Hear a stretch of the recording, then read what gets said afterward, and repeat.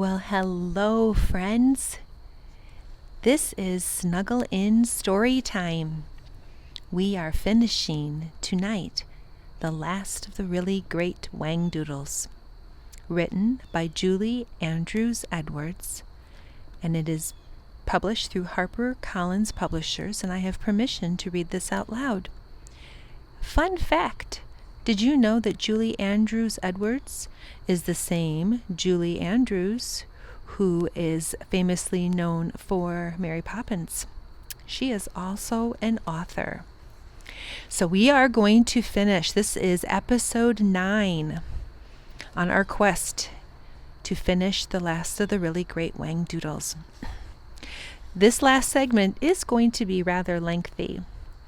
So what I am going to do at the 30-minute mark, I will let you know, and you can choose to continue or pause for another time. I will then let you know at the hour mark, and then possibly at the hour and a half mark. I just misjudged how much I could read at one time, so we have to cram it all in this last episode. So if you remember what happened last time, Lindy and Ben and Tom met the Whangdoodle, and something terrible has happened. Do you remember what it is? The professor could not go on, so he let the 3 kids cross the bridge. Now, the Whangdoodle has decided that one can go back and retrieve the professor if he so chooses. But do they go back? I don't know. We're going to continue. And let's begin. I'm excited. I hope things turn out right. Oh, so here we go. The Proc smiled. I'm afraid you're wrong there. You see, I have your hats, and there is no going home without them. The children gasped and remembered too late the professor's warning about taking off their scrappy caps. There was a moment of silence. Tom growled, "Oh, I might have guessed you'd be up to something like this, you double-crossing trickster." "Oh," said the Whangdoodle brightly. "Now let's not get in a tizzy. There hasn't been a tizzy around here in years. Have some more wodge, and let's discuss this in a very civilized manner. Proc, you silly old thing, you do lay it down thick sometimes. This is all seems so very simple." And he looked at the children. "You want your professor to meet me? I am most anxious to meet him. The surest way to get him here is for 2 of you to remain and 1 of you to go. And that's all that there is to it. Now, which one of you will it be?" Lindy turned to Ben, and Ben glanced quickly at Tom. And the Proc leaned across the throne and whispered, "Might I suggest the little girl, sire?" "Really?" The Whangdoodle looked very surprised. "She seems to have the brightest imagination, Your Majesty." "Ah, of course," he nodded in comprehension. Ben stepped forward. "We think Lindy should go, Your Majesty." "Oh, that is very sensible." The Whangdoodle was very pleased. "Proc, escort the young lady to the bridge, will you?" "Hey, wait a minute," Lindy protested. "I can't cross that bridge all by myself. What if that awful bird comes back and gets me?" "I give you my solemn promise that the gigantus will not bother you." "Do I have to do this?" she said to the boys. "Must it be me?" "Lindy, if anyone can convince the professor to cross that bridge, it's you. He'll listen to you. Think how important this is to the professor. Remember all that he has done for us. Can you be very brave and do this for him, Lindy?" Tom said, "Remember Halloween, Lindy? You were terrified, but but you were terrific then. Cross the bridge is nothing compared to all the things that we've been through already, added Ben.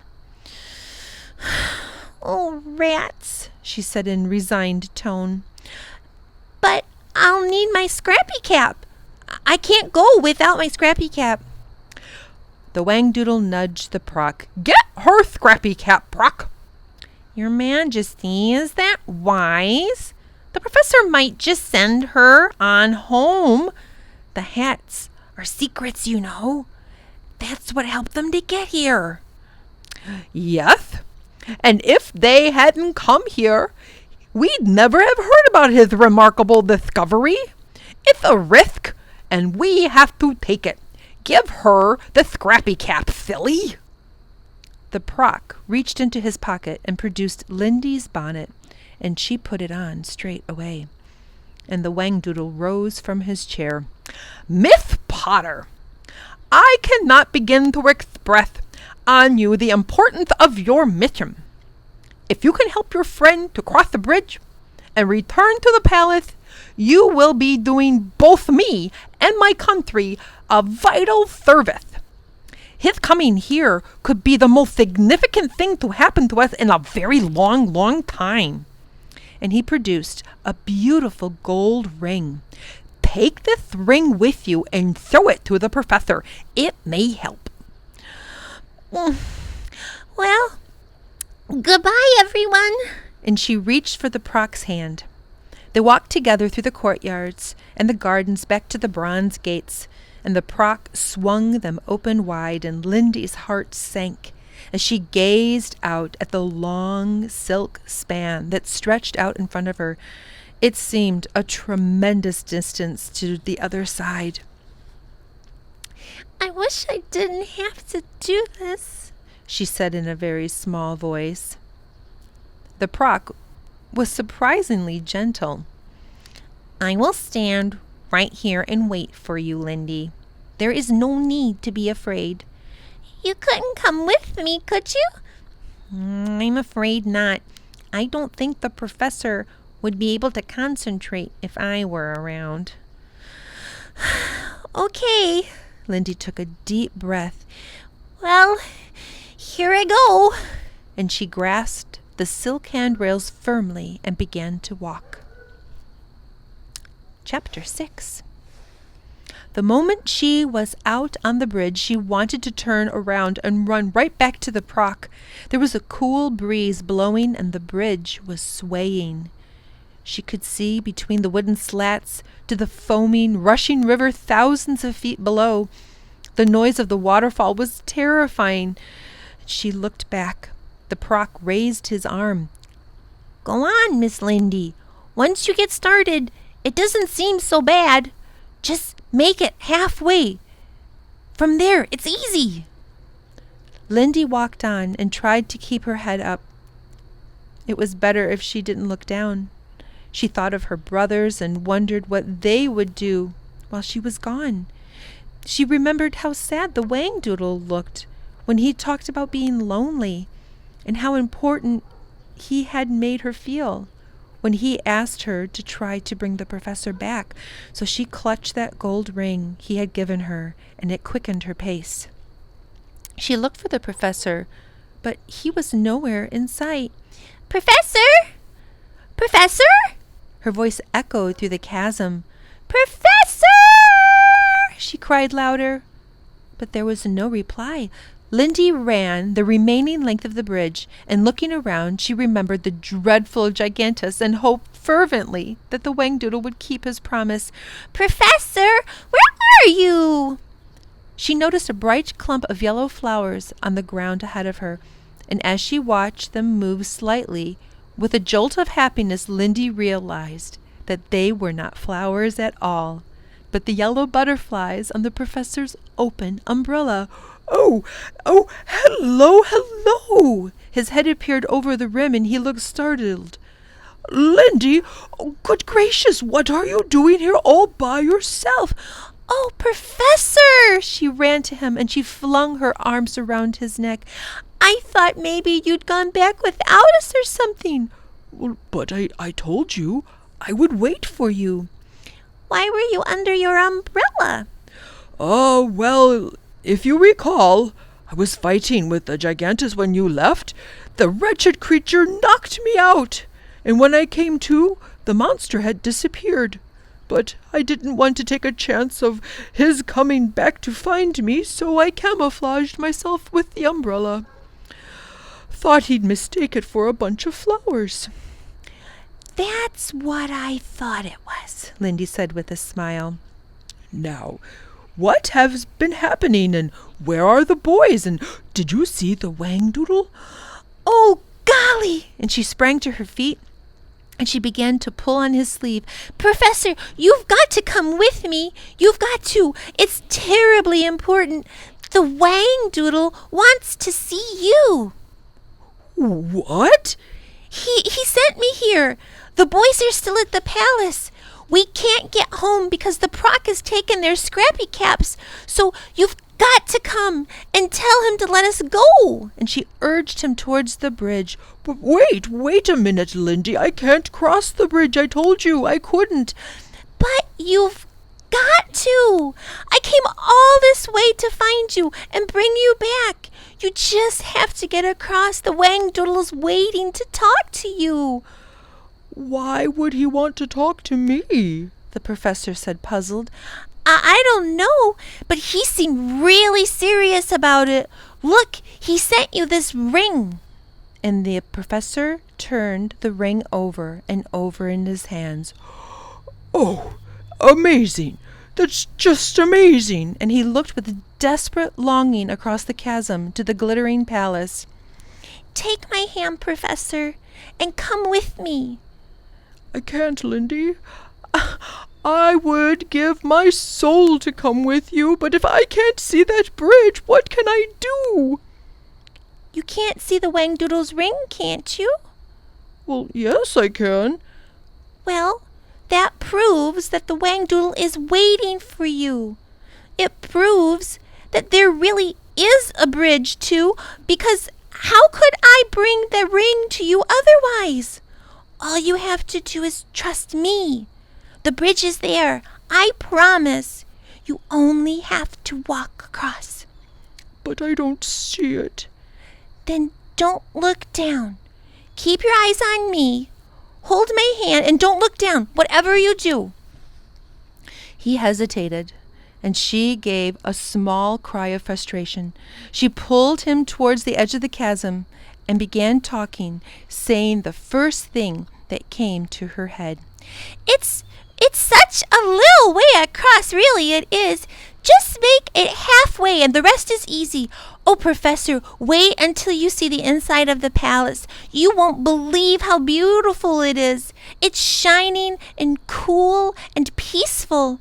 There's room for everyone in the whole world, but it isn't at all lovely, and it's not a lonely place at all. Keep looking at me, Professor. Hold my hand tighter." And she walked slowly onto the silk bridge, and the professor took a deep breath and followed, never taking his eyes from Lindy's face. "Oh, and you'll see the most beautiful flower gardens and fountains. The trees are mostly bright blue, and on the undersides of the leaves they have all different colors, and some are emerald green and some are white and some are pale yellow. You'll see. And there's music about the palace, and it's happy all the time, and it's lovely, and there are flutterbys and pretty flags flying in the breeze." Lindy gave a quick glance behind her. They were halfway across the bridge. "Oh, and you're going to love the Whangdoodle. You were absolutely right about him. He's the best creature you could ever meet. He's funny and he's nice, but he's lonely. I think he misses our world and would like to come back, and only he says he never would. He has the dearest, sweetest tooth. He says you must be a very clever man, and I told him that you were, and that you knew all about life and everything." "Lindy?" The professor hesitated. "Oh, don't stop now.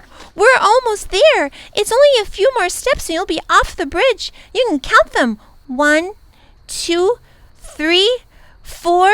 There you are, Professor. You made it. I told you it could be done. Here's the proc, and he'll lead us on from now on. Lindy let go of the professor's hands and stepped back. She was trembling from head to foot. The professor looked around, dazed and bewildered. He looked at the proc, looked at Lindy, looked up at the shining turrets of the palace etched against the clear red sky. And when he spoke, his voice was husky, and his eyes were brimming. Oh, it is every bit as wonderful as you said. Oh, dear. Oh, dear. Lindy was as happy and proud as she had ever been in her entire life, and the proc led them into the palace. So you're the one who's been causing all of this fuss? The Whangdoodle stared at the professor. In all my years, I don't think I have ever come across such a persistent, persevering man. You've been a nuisance, but you are welcome. The professor gazed rapturously at the Whangdoodle, and then he sank to his knees. Your Majesty, this is a tremendous pleasure. Oh, yes. Well, get up. There is so much to talk about. Would you like some wudge? Oh, no, thank you, sire. You have 3 staunch supporters, I must say. And the Whangdoodle waved a hoof towards Ben and Tom and Lindy. You have trained them well, very, very well. But for them, you might not be here. Oh, and vice versa, Tom said. The professor smiled. I consider myself a lucky man in every respect. Well, yes. I am glad you crossed that bridge. I look forward to some splendid talks. I cannot tell you how much I have missed the stimulus of human company. Later we can celebrate, but now I have a favor to ask of you, a great favor. Oh, I would do anything, Your Majesty. Splendid. The children have been telling me about your wonderful discovery concerning the secret of life. Oh, they have? Well, they know very little about it, sire. Well, no matter. The point is, I want you to make me another Whangdoodle. I beg your pardon, sire. That's not a favor I want. I want you to make me a Whangdoodle for me. Now, I know you're saying to yourself, what kind of Whangdoodle? Well, obviously, I would love a female Whangdoodle. The Whangdoodle jumped up and paced about the room, changing color rapidly. You see, it has been so quiet and lonely here all these years. Then 4 humans arrive on my doorstep, which is sensational enough. And then I learn that you are a professor with an incredible discovery, and well, then I realize that all my dreams might possibly come true because of you. He paused in front of the professor. I would love to have a family, and I wouldn't be extinct. I would never be lonely again. You do understand how desperately important this is to me, don't you? Oh, sire, the professor lifted his hand to his brow. I am afraid there has been a terrible misunderstanding. I would give anything to be able to grant your wish and make you a Whangdoodle, but it is impossible. I would not even know where to begin. Tom said, But you told us the secret of life had been discovered, Professor. Yes, you did, lisped the Whangdoodle emphatically.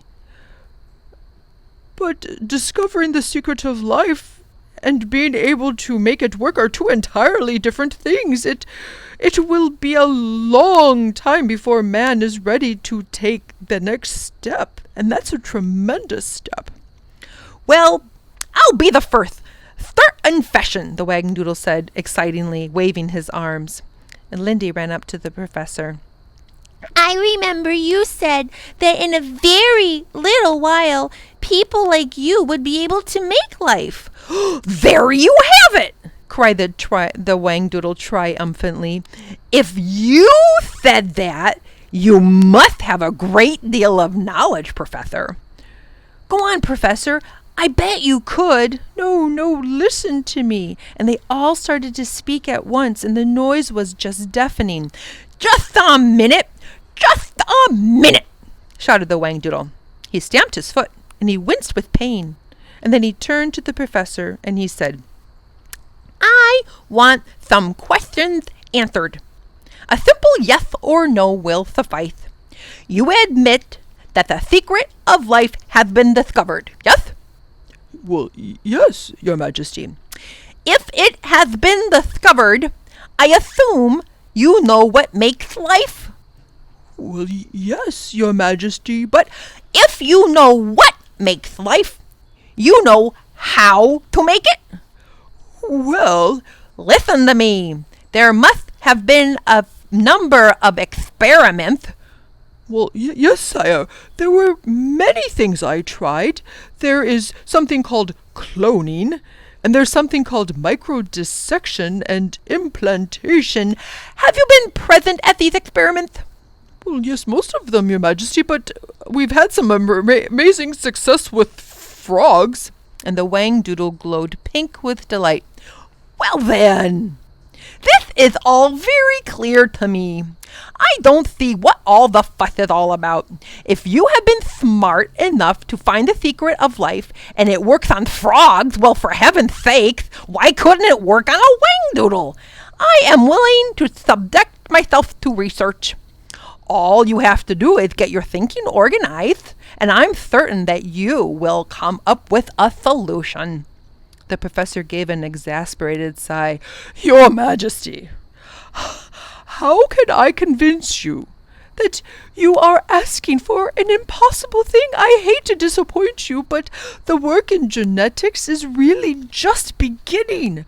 I'm devoted most of my life to research, and yet I only have a few answers. How could I possibly know enough to create a Whangdoodle? The Whangdoodle stared at the professor and slowly turned a very pale blue. He looked terribly dejected and slumped back onto his throne. After a moment, he said, "Bother, that's very sad.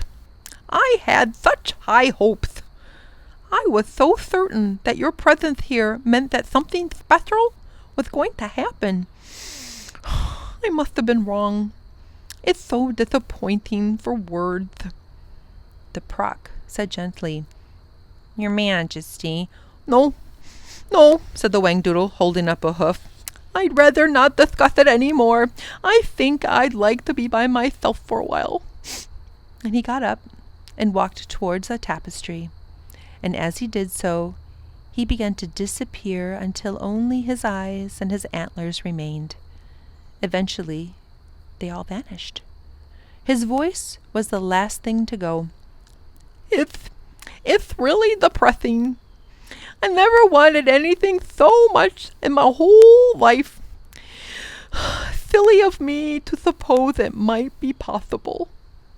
A large, shiny tear rolled down the tapestry. There was a long silence in the room. Lindy said, "That's awful, Professor. He's crying." "It's a shame," said Tom. "I wish we could have done something." I'm so sorry. I cannot make a Whangdoodle," the professor stated. The Proc cleared his throat. He spoke slowly and was obviously having difficulty in saying what he felt. Couldn't you just try? His Majesty wants another Whangdoodle more than anything in the world. You know how he feels. You wanted to get to Whangdoodle Land more than anything in the world, and the king was gracious enough to meet with you. Won't you return the favor and try this for him?" The children had never heard the Proc speak with such feeling. The professor shut his eyes. "I would love to help. I don't like to see the Whangdoodle upset any more than you do, but I can't see how it's possible. You know what, Professor? Ever since we met, you have been saying to us, you can, you can, you can. But lately all I've heard is I can't, I can't, I can't. That's right, said Ben. You once said that whatever man can imagine, he can do. Those were your words. And you said that you couldn't cross the bridge, but you did. Oh, and Professor, said Tom, give it a chance. How do you know you can't make a Whangdoodle until you've even tried? The children clustered around him. The Proc said, Professor, I know you are a man of great strength. And when you choose to believe in something, you are unshakable. Won't you believe now that this experiment is possible? The professor looked at the four of them, 4 pairs of eyes staring at him, unblinking, waiting for his reply. He mumbled, I will need equipment. It's liable to take a very long time. Tell me what you need. I will see that you get everything that you need. Well, I would need a dissecting microscope, possibly a laser beam, ultrafine disinfecting equipment, saline solution, flasks, culture tubes, and his words were drowned out by the cheer that came from the children. They danced around the professor, hugging him, patting him, kissing him, laughing with so much happiness. Even the Proc smiled broadly. Chapter 7. The great hall of the palace had been turned into a laboratory. By some incredible means, the Proc had managed to obtain all of the things the professor had asked for. The professor was stunned when he entered the hall for the first time. The vast, normal, empty room was now filled with the most modern scientific equipment, plus benches and chairs, blackboards, bottles, and tubes of every description. But where did you get all this? How could you possibly managed it? I borrowed it. You borrowed it? From your laboratory at the university? What? Oh, don't worry. I'll put it all back. You do your job. I'll do mine. The palace was bustling with excitement. Everyone had been advised of the remarkable experiment that was beginning to be conducted, and as the result, the professor was given the utmost respect and attention. He began to work. The children wisely left him alone, but towards the end of the first day, they did peek in on him just to make sure that he was all right. They found him seated on a high stool, his head on his hands, and sheets of paper were scattered all over the floor. A waste bin was full to overflowing. The blackboard was covered with formulas. Lindy touched the professor's arm. Is everything all right? She whispered. Mm-hmm. Oh, my dears, I've quite forgotten about you. He seemed very distracted and rubbed his eyes wearily. I just don't seem to be able to get anywhere. It'll take a miracle. It's a miracle that we're here for, said Tom. Yes, remember what you said about that. You said miracles only happen after a lot of endeavor. But that's just it. That's the problem. Right now my mind isn't open. I've been sitting here thinking so hard. I've realized now why I was unable to cross that bridge and why I couldn't see it. I was torn between my 2 worlds. I was preoccupied with my forthcoming journey to Washington, and I was worried about finishing my paper. I was always worried if my work was not completed, so the real world was fighting with the world of my imagination.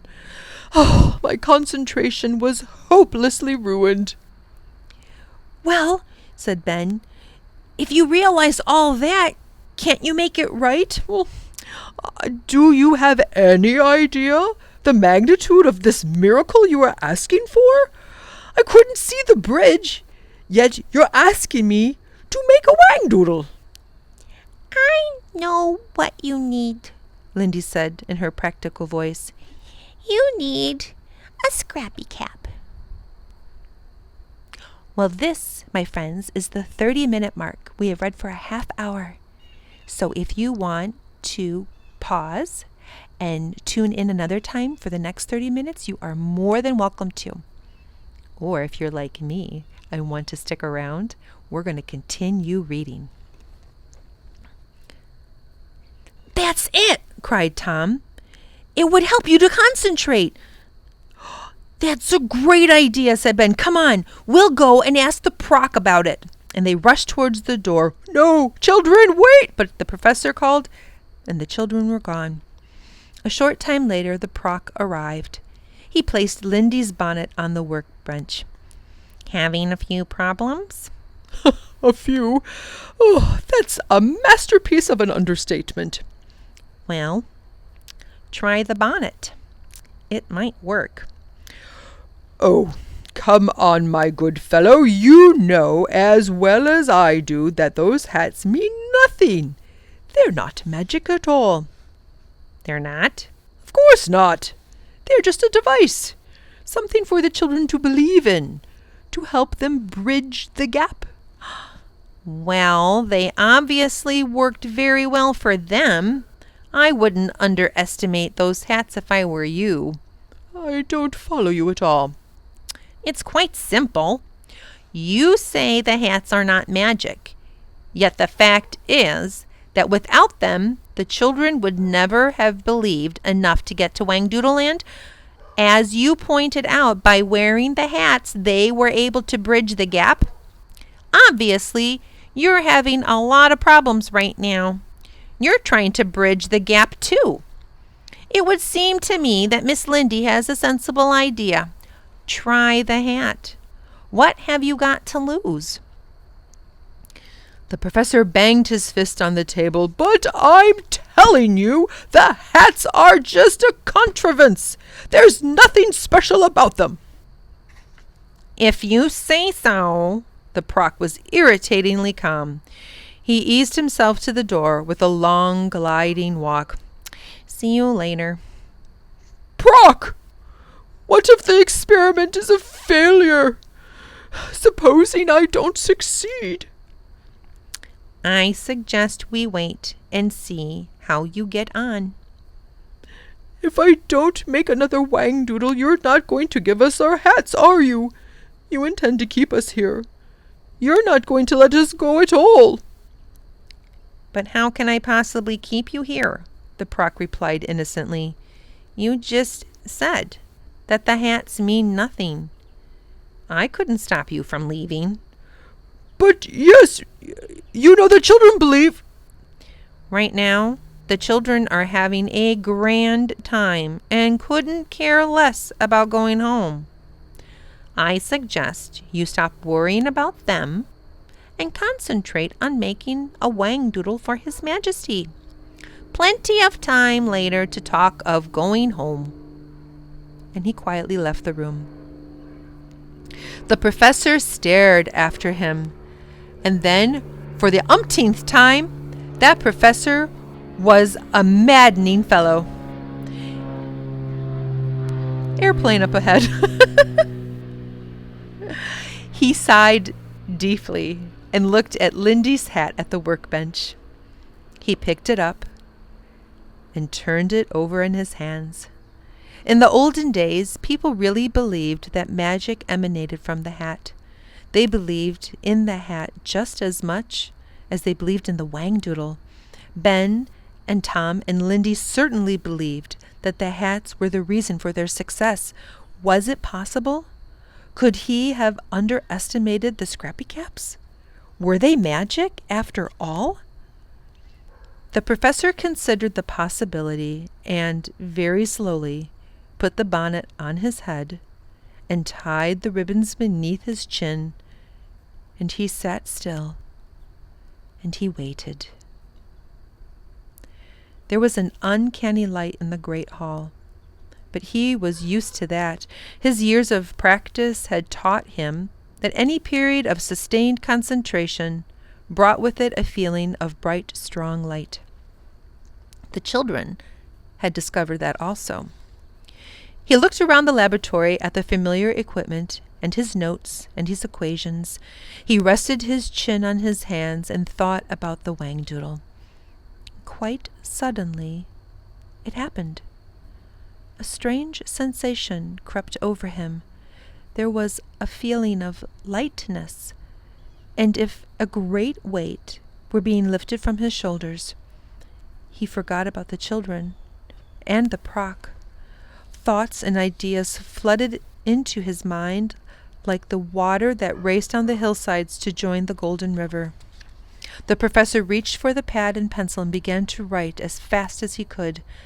Hours later, the big double doors to the great hall opened. The Whangdoodle peeped into the room. "Hi there," he said with a shy grin. "I just couldn't keep away any longer. How is it all going?" The professor was wildly busy. Clouds of steam billowed from the pans at one end of the room. Several flasks containing colored liquids were bubbling noisily. The professor's spectacles were on the very tip of his nose, and he was scribbling furiously on the backboard. The Whangdoodle crept forward and peered over his shoulder. He made voices and noises of appreciation. "Oh, my word! You humans have come a long way since I was around. I confess I haven't the slightest idea what's going on." The professor grabbed a towel and rubbed the board frantically. "I sometimes wonder myself, Your Majesty. Now, if you will excuse me." "Oh, this is all so exciting," the Whangdoodle lisped happily. "I can't tell you how I appreciate your efforts. So much seems to be happening. Have you seen my slippers?" He lifted a foot to show the professor. "I lost the pink one just a while ago. And look what's growing already. Aren't they sensational? Silver and gold with bells on them. I've never grown bells before. I can only surmise that it is due to the anticipation." The professor put both hands to his head. "Your Majesty, I really do have to concentrate." "Oh, yes, of course you do. Oh, goodness, I hope you will succeed. I can't eat, you know. I just can't. I must confess that even in the old days, when there were more of us, I seldom had the company of a lady Whangdoodle. The humans kept us so busy, you see. And at one time, they loved us very much, and we loved them. I'll tell you a secret. I miss them so great. It's been very lonely these past 500 years. You can understand my anxiety about this whole experiment thing." I can, Your Majesty, but there won't be an experiment if I don't have a little peace and quiet." "Ah, yes, I was just going. Is there anything I can do?" "Just try to keep everyone away from the great hall for quite a while." "Oh, I will. "Sire, please don't get excited. This may not work, and I'm onto something, but it could fail." "Oh, come. Just a little perseverance. Keep up the good work." And he slapped the professor on the back. "I just know you can do it. You are a splendid fellow. Splendid. You will send for me the moment something happens, correct?" "Yes, Your Majesty." "You really are something, you know." "Yes, Your Majesty." "Ooh, I can't stand it. I may suffocate with excitement. I will leave you now. Pax amor et lepus in encando. Goodbye." "Goodbye." The professor turned away. The Whangdoodle popped his head around the door. "Oh, and one more thing. That silly hat looks simply stunning on you." And the Whangdoodle grinned and disappeared. The entire palace became a place of hushed excitement. The inhabitants crept around, speaking in whispers, not daring to make a sound in case it disturbed the professor. The children spent a lot of time exploring. The proc showed them the Whangdoodle's private apartments and the fabulous royal kitchens. There was a special pantry for wodge making. Is wodge the only thing that the Whangdoodle eats? Lindy asked. Oh, good heavens, no, replied the Proc. He adores olives. He'll eat them by the ton. And once in a while, he'll take a piece of broccoli as well. Ooh, broccoli? Ooh, that's gross, Lindy grimaced. The children discovered that the head chef in the kitchen was none other than the Oink. They watched him make a fresh batch of wodge. He looked very efficient in his tall chef's hat, and he sang quite mournfully, "Sweet for sweet tooth, confections for the royal. Put it in a saucepan and leave it there to boil." The Proc patted the Oink on his shoulder. Keep up the good work. His Majesty is delighted with the cooking. He winked at the children and whispered, He is awfully vague at times, but there is not a better wodge maker in this entire country. The Oink said solemnly, "Watch out for yesterday. It'll catch up with you every time." The children learned how the palace was organized. The household chores were carried out by hundreds of penguin-like creatures called jiffies. They were always running frantically about the palace, and they seemed terribly busy.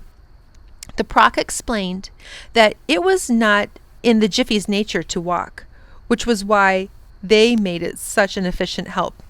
You see, they get things done in half the time, and it leaves them with plenty of time to play, which is something they just love to do. The other important members of the palace staff were the little furry flukes. They were the couriers of the Whangdoodle, and they ran errands and generally made themselves useful. Tom asked if he could visit the Wiffle Bird. He found her curled up on a pillow in a small, cheerful room. She looked tiny and fragile. Her colors were dull, and she lay listless and alone. But the moment she saw Tom, she brightened considerably. Hello, Wiffle Bird. We've been so worried about you. How are you feeling? She fluffed out her feathers and began to make her small crooning noises. And Tom knelt down and stroked her fondly. He saw the tiny hands come through the waving plumes and the black button eyes staring out at him.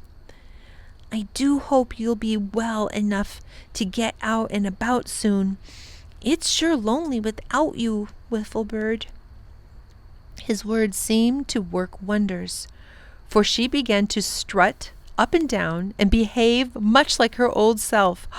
Well, I will come back and visit again if you promise to get well. That's a deal, isn't it? And this seemed to be very content, and she settled back in the corner of the room. Tom left feeling much happier. After worrying so much about the Wiffle Bird, it was good to know that she was on the road to recovery. The Whangdoodle sent for the children often, and they spent long hours with him. They were wonderful hours, for he was the most gracious and fun-loving host. He was thrilled and stimulated by their visits, and yet at times his mind was obviously elsewhere. Under the circumstances, it wasn't hard to guess that His Majesty was most anxiously waiting to hear from the professor. The weather became very cloudy and still, and late one afternoon it began to rain. Slowly at first, large drops splashing against the crystal walls and running down the shimmering rivulets. The wind rose, and the rain came down harder. The Proc hurried into the salon where the Whangdoodle was having tea and wodge with the children. There was a rumble of thunder overhead, and the Proc spoke with restrained excitement. Your Majesty, it has not rained in years, not like this. You know what this could mean. I know, my good fellow. I was thinking the same thing to myself. The Whangdoodle began to tremble and rose unsteadily to his feet. Oh my goodness! Do you suppose? And he gulped, and he was unable to finish his sentence. The Proc seemed to be listening for something. In olden days, we believed that such a storm as this was an omen. Something out of the ordinary is going to happen. I am quite sure of it. The thunder rumbled once more, and the wind chimes in the courtyards sang an eerie song. And over the sound came another sound, a faint chattering noise that brought the children to their feet as it grew louder and louder. The Proc strode to the big double doors and flung them open. The noise was almost deafening. Running towards him down the corridor were all the members of the royal household. They were chattering and tripping and falling over each other in haste and excitement, and the Jiffies were screaming, "It's done, Your Majesty! It's done! It's done! Come and see! Come and see!" cried the Flukes. They tugged at the Whangdoodle's slippers. "Hurry, Your Majesty! Hurry!" Sidewinders thrashed through the crowd, waving their trunks high in the air. "The professor says to come straight away! Yes, straight away!" Everybody shouted at once. Ben cried in triumph, "He's done it! He's really done it!" The Whangdoodle turned bright red and leaned momentarily against the Proc, and he clutched his stomach. Then, regaining control, he began to gallop towards the great hall. The Jiffies and the Sidewinders and the Flukes fell back to allow him room. But the moment he had passed, the vast throngs closed ranks and followed right after him. Tom, Ben, and Lindy found themselves being swept along. In their excitement, they unashamedly pushed and shoved until they were at the head of the crowd and close behind the Whangdoodle. He skidded to a halt just inside the doors of the great hall. As abruptly as the noise had begun, it died away. In a hushed, expectant silence, the weary, exhausted Professor Savant walked forward to greet the Whangdoodle. Your Majesty, he said, and the children knew that it was hard for him to control his excitement. There is someone I would like you to meet. He stepped to one side and gasped a astonishing rosement from the air. Seated on a white silk cushion in the center of the room, looking at everyone with much curiosity, was a smaller, daintier, and undeniably feminine replica of a Whangdoodle. She was the color of fawn.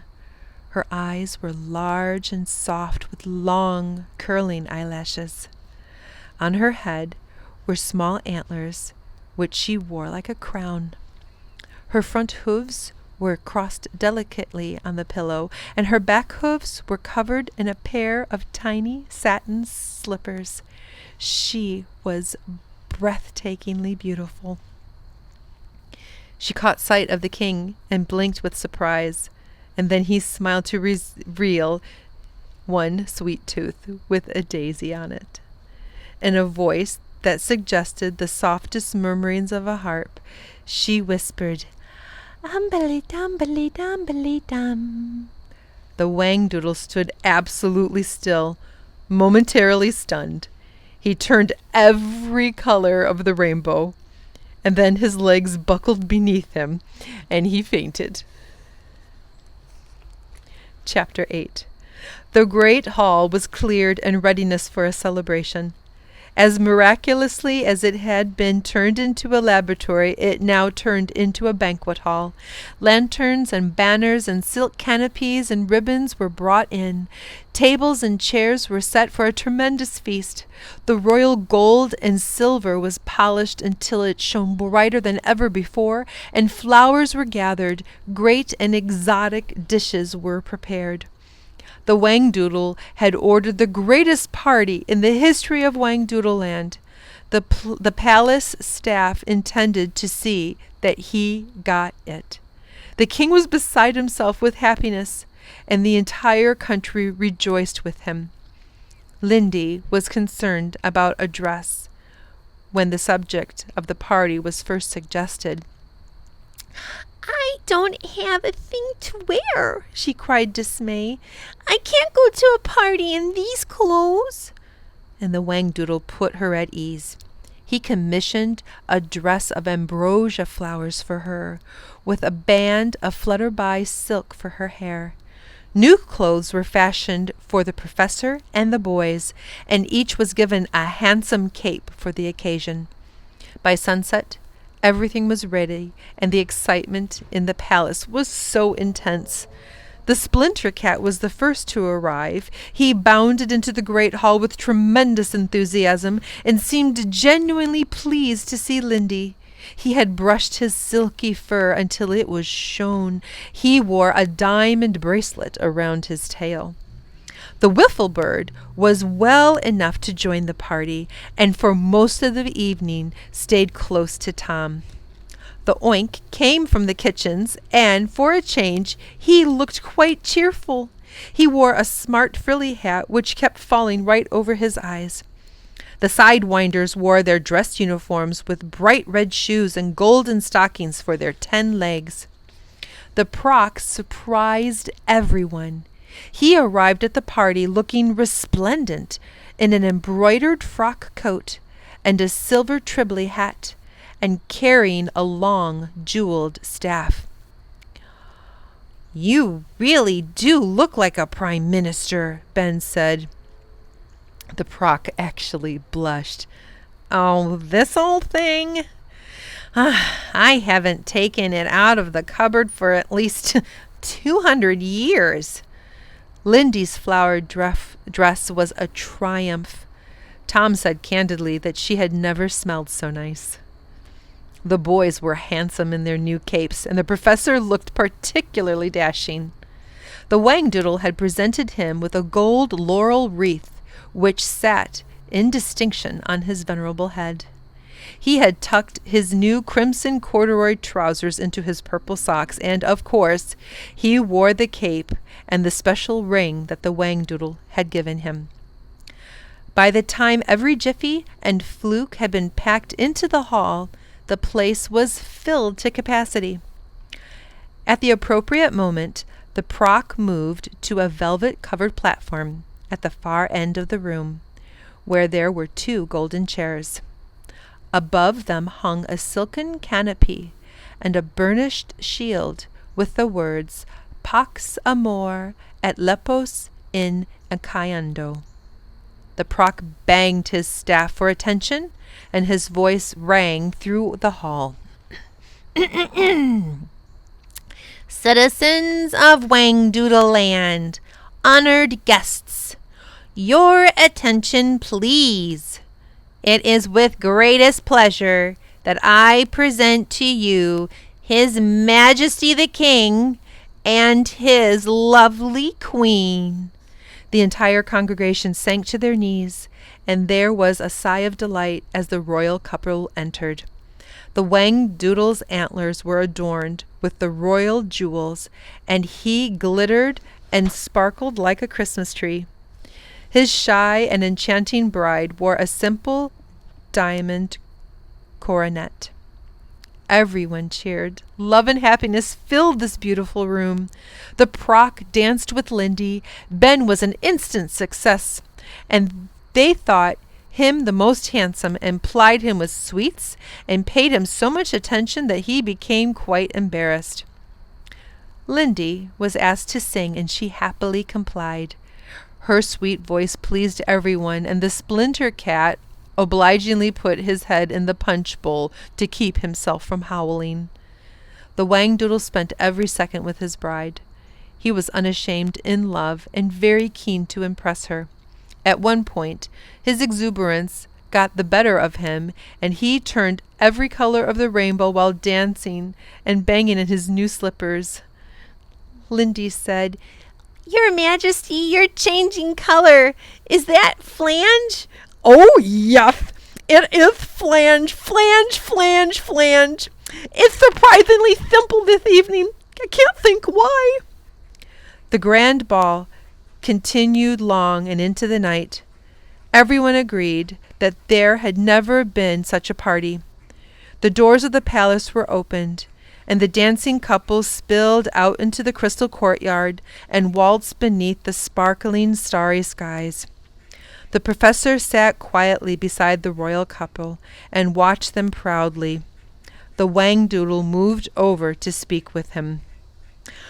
My good friend, my dear professor, how can I ever thank you for what you have done? You have given me all my heart desired.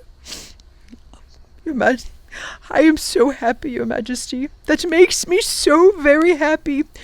Remember that your wife will need a lot of care. She is still fragile, and she needs to gain strength.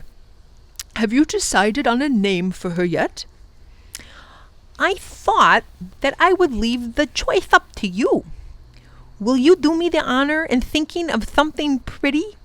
We intend to have a quiet christening in a couple of days. The professor thought about it. I think that I would like the Queen to be named something simple. She is the very essence of my work and what it's all about, and I am most proud of that achievement. How about Clarity? Splendid! Splendid! I love that name! I will call her Claire for short.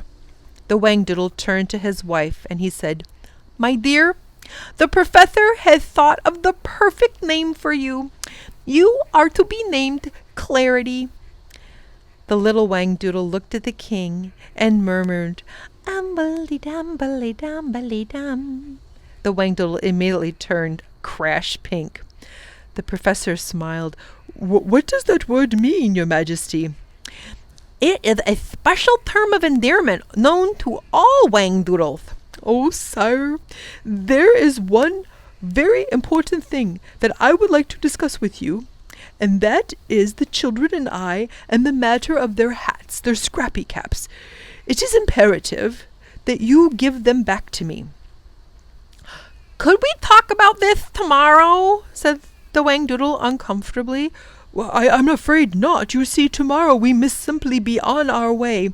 Oh, bother. The Whangdoodle fell into silence for a moment. I don't want you to go, you know. Oh, Your Majesty, we don't want to go either. I know that it will somehow get out that you came to see me, and that will be the beginning of the end. Life is so wonderful now. There's more reason than ever for me to protect it. The king looked worried and dispirited. I don't see how I can possibly let you go. But sire, think of the children and their family. It would be unfair and not at all like you if you refused and allowed them to go home. It is important that they continue to live their lives as they were meant to live them. Consider how you would feel if you were separated from your new wife and you were unable to see her again. Oh, my goodness! The king turned white. I do see what you mean. But humans aren't to be trusted, are they? Might I suggest that you start learning to trust again, Your Majesty? You used to do it in the old days. Why would any of us want to spoil life for you? We'd be destroying the very thing we've come to appreciate about love. I shall miss you. The Whangdoodle's eyes grew moist, and he blinked several times. We will miss you too. Will you come back and visit? You only have to send word. Yes. Okay, good. And the Whangdoodle beckoned the Proc. Proc, old boy, fetch the hat, the scrappy caps. The professor and the children will be leaving in the morning, and also the jolly boat needs to be brought up. I want an escort home. Everyone turned out to see them off. It was a sparkling, fresh morning. The jolly boat moved down the golden river, with the professor and the children and the Proc and the Whangdoodle aboard. Clarity stayed behind in the palace in order to rest. The children felt mixed emotions of happiness and sadness. It was good to be going home, but sad to be saying goodbye. They brightened, however, when the professor revealed that the Whangdoodle had extended an invitation to come and visit another day. As they sailed along, they made good use of the royal soda fountain, having eaten their fill, and the children reflected on all the things that they had done and the wonders they had seen. Lindy looked at the mountains and remembered the gigantus, and wondered how she had ever managed to pluck up enough courage to cross that bridge for the professor. Ben saw the Needle Rock, and thought how narrowly they had missed being caught by the Splinter Cat. And Tom recalled his valiant dash to catch up with the brain strain. Each child concluded that every danger, every challenge, had finally been worthwhile. The Whangdoodle was deep in conversation with the professor. "I'm going to tell you a secret," he confided. "The Proc has never to tell anyone, but I want to tell you. When all of the Whangdoodles disappeared so many hundreds of years ago, it was because humanity chose to forget about them. The only reason I was able to stay alive in those dreadful times was because I was certain that somebody, somewhere, still believed in me. I thought you might like to know how good it feels to have my faith justified after all of these years." The professor was so touched, he was unable to reply. The Whangdoodle continued. "I don't suppose you could stay on, could you? I understand about the children having to go, but couldn't you stay?" "I'm afraid not, Your Majesty. There's a lot of work for me to finish." I was just thinking that I could use your advice. I mean, I've never been married before. I hope I'll be able to look over Claire properly, being a wise husband and everything." "Oh, I don't think you'll have any problems, Your Majesty. Just love her. Love her very much, as she so obviously loves you, and you will find the answers, and never, never fear." The jolly boat pulled into the moorings of the Bland Lands, and the children and the professor said their goodbyes, and it was a very sad moment. There was suddenly flurry of feathers, and the wiffle bird appeared out of nowhere and flew straight into Tom's shoulder, and she screamed, "Mayday! Mayday!" right in his ear. "What is it, wiffle bird? What is it?" he gasped. She made frantic little sounds and hung on to his jacket. The Proc stepped forward and said wisely, "It is because you are leaving. Come along, wiffle bird. Thomas will be back another day." "Of course I will," said Tom bravely. He lifted her off his shoulder and handed her gently to the Proc. "Now you take care of yourself, dear wiffle bird. I'll see you soon." He turned away so that she could not see his distress. The professor glanced at the children and then looked at the Whangdoodle. He gave a meaningful nod of farewell. The children suddenly felt the world beginning to spin, and the familiar dazzling sound around them, and the light. Almost immediately they found themselves right back in the professor's garden. The professor said quietly, "You'd better hurry home. Ethel will be waiting for you." Lindy flung her arms around him. "Oh, Professor, thank you for the best time ever. It was wonderful. Will we see you again?" "Oh, yes, I'll be here from time to time. The Washington will be my base." "It's not going to be the same without you." "Good heavens! You can't have life handed to you on a platter every day," said the professor.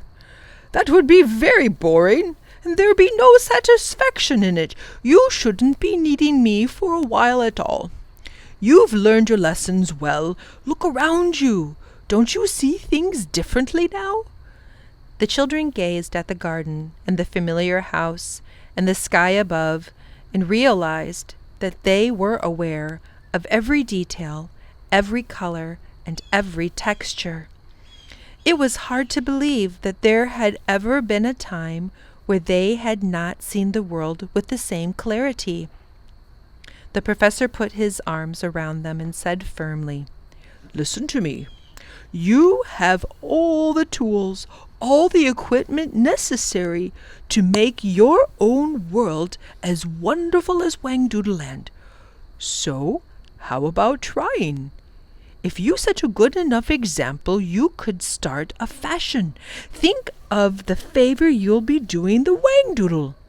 He might be persuaded to visit one day, and he might just stay around if we all tried hard enough. It's up to each and every one of us. Now, be off with you. I love you, and I will write you long letters from Washington. This is the epilogue, which means a little time later. What's happened with Tom and Lindy and Ben and the professor? Let's find out. It felt good to be home. Mr. and Mrs. Potter returned on Sunday, and Mrs. Potter cooked a delicious evening meal. Mr. Potter said, Well, how was your vacation? Did you miss us? The professor gave us a lovely time, but yes, we did miss you, said Ben. How's Grandma? Oh, she's doing much better, darling. She knitted you these pretty slippers. And Mrs. Potter handed Lindy a pair of pink woolen slippers with floppy tassels on them. Why, they're almost exactly like the Whangdoodle. The what? Just then the telephone rang, and Mr. Potter got up to answer it. Ben nudged Lindy fiercely under the table. He said evenly, The professor was telling us about funny creatures in olden times that was supposed to grow slippers. Is that the creature you were looking up in the dictionary a few weeks ago? Yes, said Ben. The conversation was getting out of hand. Mrs. Potter began to clear the dishes from the table. Did you ever find out if the Whangdoodle existed or not? There was a long pause. Ben stammered. The professor said it was up to us to decide. Fortunately, it ended there because Mr. Potter walked in excitedly. Frida, that was the university on the phone. The most amazing thing has happened. You know all that equipment that was stolen at the laboratory? Well, every single piece has been returned. It must have been a student hoax or something, dear. It must have been, said Mr. Potter as he sat down by the fire. Fetch me my pipe, Tom, would you? Did the professor say anything to you, Ben, about the theft and all? I mean, it was his stuff that was stolen, wasn't it? No, sir. Very odd. Here's a photograph of your friend in the paper. I see he's going to Washington as a special scientific advisor to the president. Well, let's hope that he does some good. Oh, I'm certain he will, Dad, said Ben with a smile. Mrs. Potter frowned. This work he's doing, this genetics thing, I'm not sure I like that idea. In the final analysis, I wonder if it'll be good for mankind. Ben felt a sudden tremendous need to communicate with his father. Well, whether or not, I think genetics is here to stay, Dad. And it could be the answer to a lot of things. I mean, we will have a tremendous responsibility in our hands. If we're going to play God, we really got to try to honor with decency and everything. Edwin Potter stared at his son. Ben, you are growing up. Those are very wise remarks, and you are absolutely right. Ben felt a warm glow of happiness in his father's praise. I think the professor helped me out a lot. Mrs. Potter took up her knitting. Professor. That is the only word I have heard in a very long time. Will you ever stop talking about that man, I wonder? The children looked at each other. Oh, yeah, I don't think so, they all answered at exactly the same moment. Well, that concludes our reading of the last of the Really Great Whangdoodles. I hope you enjoyed this adventure as much as I did. What I enjoyed most of all is imagining what Whangdoodle Land looked in my head, and you all have such beautiful imaginations. And I'm sure as I read this over the many sessions that we've had, I'm sure your imaginations of what the Whangdoodle look like and what Whangdoodle Land are fantastic. Well, thank you so much for joining me. Maybe we'll do this again with another book, because using our imaginations and just listening to a story sometimes is exactly what we need. Take care, my friends. Until next time, bye-bye.